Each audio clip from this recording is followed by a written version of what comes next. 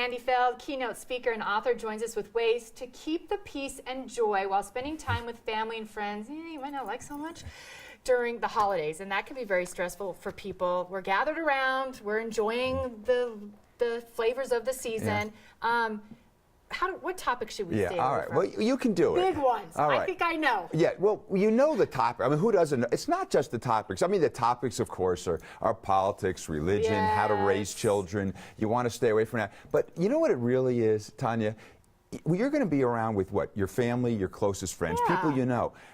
What you want to do, you know what they're most sensitive about. So you have the ability, if you want or not, to push the button or hit their triggers. So I don't think it's the topic as much, it's about who you're talking to. So sometimes you just got to think about, all right, can I have a peaceful political discussion with this person? Can we talk about how they raise their children? Some people, the answer is yes, I can, and other it's not. So just be aware of those buttons, be aware of the triggers, be aware of who you're speaking with, and everything should flow pretty well. Well, if you're going to family members and you haven't seen them for the entire year, but they drive you nuts. Yeah, they sure do.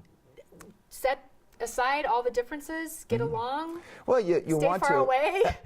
You know, it's something. You know, people ask me all the time. You know, how do I stay away from this person who drives me crazy? And I said, well, they family, and they go, well, yes, they are. So with family, it can be difficult. With other friends, you get away from it. But it's interesting about human nature. You're unique. You think and you know you're unique, right? Of course I am. I think I know that I'm unique, and we kind of learn to love our own uniqueness and our difference, right? But we don't seem to be so forgiving about somebody else's uniqueness. So really what it comes down to is just allowing people to be who they are and having that understanding that we are all unique. And just because I feel a certain way and you feel a different way doesn't make you wrong. You're unique, I'm unique. It's okay. I love the word allowance. Just allow other people to be.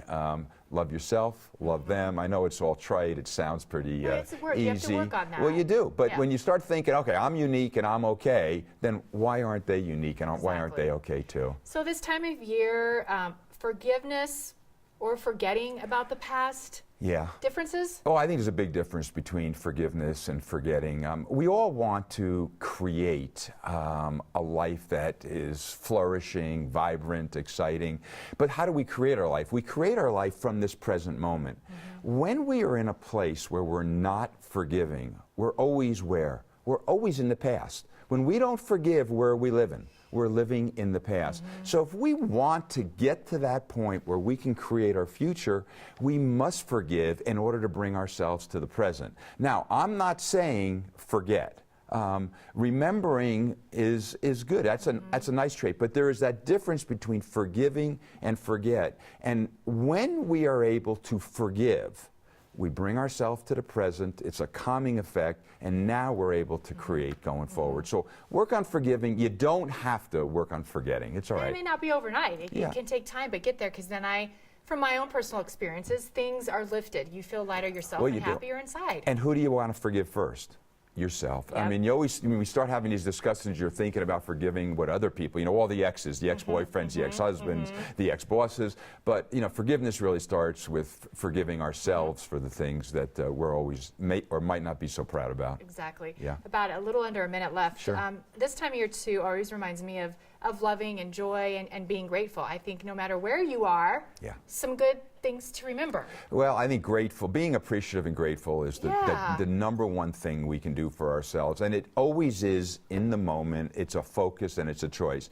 You know, am I grateful for my beautiful, warm apartment, or am I bothered because I don't have the house? Am I grateful for this car that works and gets me around, or am I upset because I don't have a prettier car? And it's always that choice. And when we take some time consciously, Tanya, consciously to be grateful for all those little things. And if I asked you to start a list right now, you could just start a list and go on and on and on. We just have to take that time to focus on all those wonderful things we have to be appreciative for. Think about it. How good do we have it right now, right here in Denver, Colorado? Right where we are. Yeah, and just take that moment and appreciate it, be grateful, and it brings a calm and should make the holiday seasons just one. Absolutely. Well, happy holidays to you. We'll see you next year, 2018.